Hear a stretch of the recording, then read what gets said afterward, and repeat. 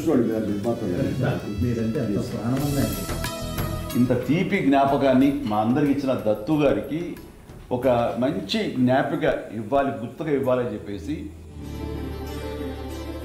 రామారావు గారు కృష్ణుడి వేషంలో ఉండి పాంచజన్యాన్ని ఊరుతున్నది ఆయన బ్యానర్ వైజయంతి దాన్ని ఆయన చేతికి అందివ్వాలి. ఎందుకు అనిపించింది, అది దేవుడు బొమ్మలు చెక్కినటువంటి మంచి బాగా ఇది ఉంది శంఖం అది.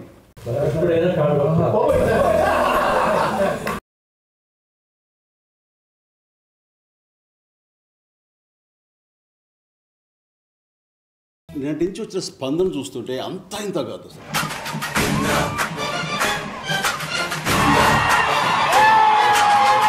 ఇదేదో ఫస్ట్ రిలీజ్ లాగా ఉంది.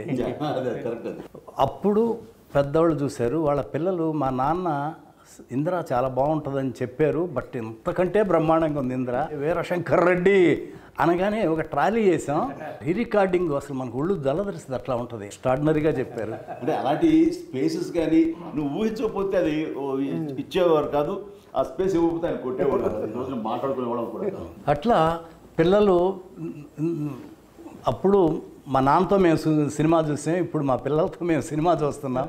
ఎవరో అన్నారు, నువ్వు ఇదివరకు నాన్న వాళ్ళ పర్మిషన్ తీసుకుని అమ్మ నాన్న పర్మిషన్ తీసుకుని వెళ్ళామండి, ఈ రోజున అమ్మ నాన్నలు పోయి మా పిల్లలు తీసుకుని వెళ్తాం నువ్వు అని. ఒక చిన్నపిల్ల అయితే సినిమా చూడలేదంట, వాళ్ళ నాన్న వేసే డ్యాన్స్ చూస్తున్నారు థియేటర్లో.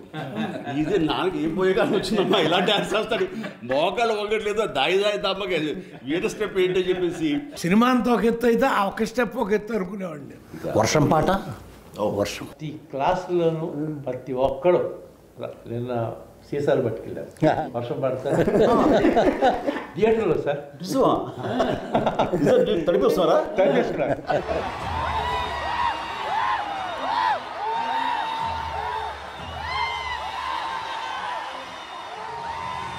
ముఖ్యంగా ఆ జడతో నా మనసు కాల్చిన జడ జడ లేదు అనే ఎక్స్ప్రెషన్ ఇస్తూ ఆ మూమెంట్ చేస్తారు. కాదు మరి జడ మల్లె పువ్వులు అంటే కుదరదా, సో మీరు రాసిన దానికి జస్టిఫికేషన్ ఇవ్వాలి అంటే నేను ఆసుగా హీరో పాడేశాడు, జడ టచ్ చేద్దామంటే జడ లేదు అక్కడ. ఫన్ తోటి మీరు తప్పుని సరిదిద్దారు. నాకు మరీ అన్న బంబంబోలే సాంగ్లో నేను నిన్న ఎక్కడ ఇంటర్వ్యూలో చెప్తాను, నేను కూడా చిన్న డ్యాన్స్ మూమెంట్ డాన్స్ వచ్చాడా ఏంటంటే అన్న, మీరు ఆ టీషర్ట్ ఈ మధ్యలో పెట్టుకొని ఇలా ఇలా పెట్టుకొని ఆ బంబం బోలే మాత్రం అది జీవితాన్ని జన్మకి ఒక పాట అంటారు, అలాంటిది నాకు ఆ రిథమ్. ఈ మధ్య విశ్వంబర్కి మేము బెంగళూరు వెళ్ళాం కంపోజ్కి కీరవాణి గారితో. వెళ్ళిన తర్వాత ఒక భక్తి సాంగ్ ఏదో కావాల్సి వస్తే బంబం బోల్ లాంటి సౌండింగ్, బంబం బోల్ లాంటి ఒక వైబ్రెంట్ సౌండింగ్ తోటి కావాలని విశ్వంబర్ డైరెక్టర్ సిస్టర్ పట్టుబట్టి ఇస్తానయా నీకు అని కీరవాణి గారు చెప్తాను ఇచ్చారు. రాముడు వాడు అది చూడబోతున్నాం. మనకి సౌత్కి హిందీ మార్కెట్ గేట్ ఓపెన్ చేసిన సినిమా ఇంద్ర ద టైగర్ అనే పేరుతోటి. అది ఎక్స్ట్రా ఒక మనకి ఇన్కమ్ అయిపోయింది తెలుగు సినిమాలకి. దానికి నాంది పలికింది ఇంద్ర ద టైగర్.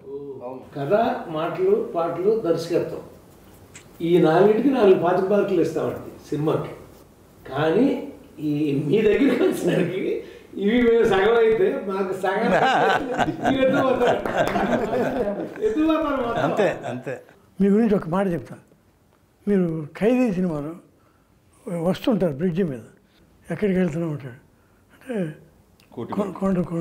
కోటిపల్లి ఓహో అని వెళ్ళిపోతుంటాడు. కానీ మీరు షిఫ్ట్ అవుతారు, ఏంటి కొండపల్లి అక్కడికి వెళ్తున్నాడు అంటే మనసు మార్చుకున్నాం. అలా మీరు ఇండస్ట్రీకి నటుడిగా వచ్చారు, కానీ మనసు మార్చుకుని మహానటుడు అయ్యారు. ఈ సినిమాలో మెగాస్టార్ చిరంజీవి గారు హీరోనే కాదు, మేము ఫస్ట్ స్టోరీ డిస్కషన్ అయిన తర్వాత ఇంకా ఎందుకు కరెక్ట్గా రావట్లేదని దత్తు గారు నేను అన్నా మీరు రావాలి, మీరు కూర్చోవాలి, అప్పుడు కానీ పెద్ద అబ్బాయి కుదురుగా కూర్చోడు అంటే 4 రోజులు ఆయన వచ్చి, ఆయనకు అవసరం లేదు డైలాగ్, సీన్ బై సీన్ అనుకుంటా మొత్తం ఫుల్ స్క్రిప్ట్ రెడీ చేసుకున్నాం. జగదేవి వీడు అతను సుందరి నుంచి ఆయన చేసి సినిమా అన్నింటిలో నన్ను కూర్చోబెట్టాము. అందరూ 2.5 months కూర్చున్నారు ఆయన జగదేవి సుందరికి మద్రాసులో. రాఘవేంద్ర వారిని 5 రోజులు మిస్ అయ్యాడు, కానీ 2.5 months ఆయన తపన ఇది అంతా ఎంత ఎక్స్ట్రాడినరీగా ఉంటుందో. ఫైనల్ ఇప్పుడు లెంగ్త్ ప్రాబ్లం వచ్చింది. మేము ఫస్ట్ కాపీ చూసాం. 3 hours 20 minutes వచ్చింది. 25 minutes తగ్గించాలన్న ఇది 18 నిమిషాలు 20 నిమిషాలు లేపు అవుతారు. ఇప్పుడు మేమంతా అనుకున్నాం మిమ్మల్ని ముందు కూర్చోబెట్టి మేము ఎవరో ఏం మాట్లాడకూడదు అని పర్ఫెక్ట్గా ఆ లెంగ్త్ ఇన్పుట్స్ అన్నది ఎవరు ఏమిస్తారో తెలియదు, ఎలాంటి సహకారం లభిస్తుందో తెలియదు. ఒక బ్రెయిన్కి 2 బ్రెయిన్లు గొప్పవి, 2కు 3 బ్రెయిన్లు ఎప్పుడు గొప్పవి. అది నమ్మినటువంటి మనిషి గొప్ప. వెల్కమ్ చేయాలి, అందరికీ ఇన్పుట్స్ తీసుకోవాలి. అప్పుడే ఇలాంటి మంచి మంచి సినిమాలు వస్తాయి. ఫస్ట్ ఆఫ్ ఆల్ ఇది ఈగోలు అనేది ఉండకూడదు.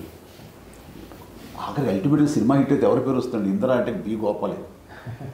డైరెక్టర్కి ఏంటండి సంగీత జ్ఞానం, సాహిత్య జ్ఞానం, లోకతో పాటు లోక జ్ఞానం కూడా ఉన్నారండి. Common sense. Common sense. First పెద్ద ఎపిసోడ్ లక్నోలో పెట్టుకున్నాం. షౌకత్ అలీ ఖాన్ కొడతా ఉండేది, కట్టేసి కొడతా ఉంటే అక్కడ ఒరిజినల్గా అక్కడ డైలాగ్ దెబ్బలు తిని కామ్గా వెళ్ళిపోతారు, డైలాగ్ లేదు అక్కడ. అప్పుడు చిరంజీవి గారు వచ్చి గోపాల్ ఇక్కడ దెబ్బలు తిని కామ్గా వెళ్ళిపోతున్నాను, ఏదన్నా డైలాగ్ ఉంటే బాగుంటుంది, ఒకసారి గోపాలకృష్ణతో మాట్లాడదామా అన్నారు. ఆయనేమో హైదరాబాద్లో ఉన్నారు. అప్పుడు చెప్పారు గోపాలకృష్ణ గారు, చిరంజీవి గారికి ఇది ఫోన్ ఇచ్చాను, తప్పు నా వైపు ఉంది కాబట్టి తలదించుకొని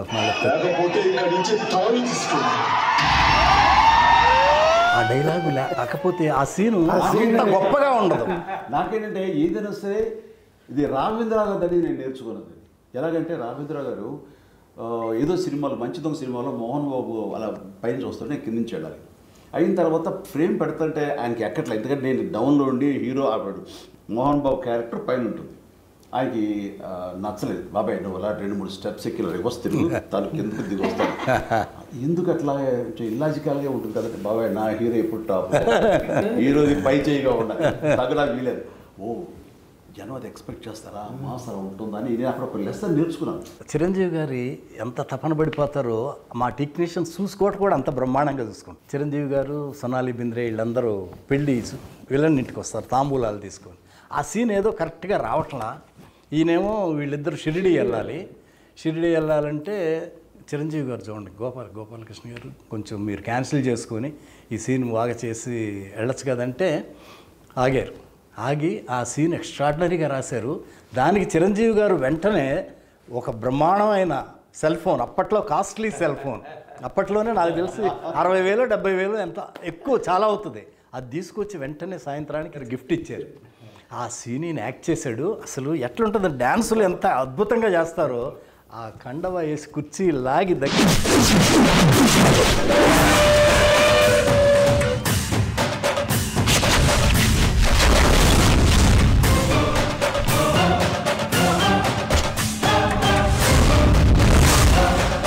సింహాసనం మీద కూర్చునే అర్హత అక్కడ ఆ ఇంద్రుడిది, ఇక్కడ ఈ ఇంద్రసేనుడు.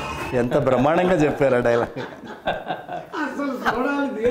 ఆ సీన్ అన్నా నేను మిడ్ నైట్ 12ంటికి ఇప్పుడు ఎడిటింగ్ చేశా. దత్తు గారు ఒక చోట ఉండగా వచ్చారు, 12 o'clock వచ్చారు.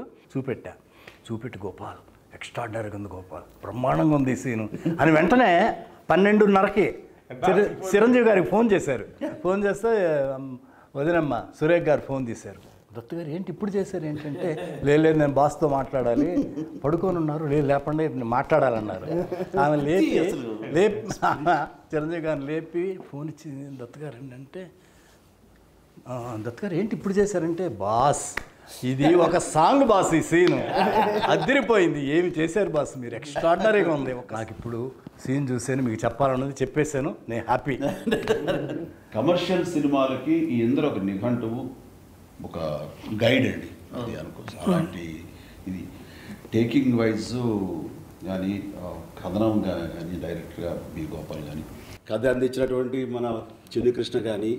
నేను రచయితగా మాత్రం రాయలేదమ్మా, ప్రమాణం పూర్తిగా చెప్తున్నాను, ఒక అన్నయ్యకి తమ్ముడుగా రాశాను అంతే అమ్మా, అంతకంటే చిరంజీవి గారు లేకపోతే అసలు ఈ అశ్విని దత్తు ఈ ఇండస్ట్రీకి వచ్చి ఏం చేశాడంటే ఏమి చేయలేదనే అర్థం వస్తుంది. జగదేకవీరుడు, చూడాలనుంది, ఇంద్ర, ఇలా చెప్పుకుంటూ పోతే అన్నీ గొప్ప సినిమాలే.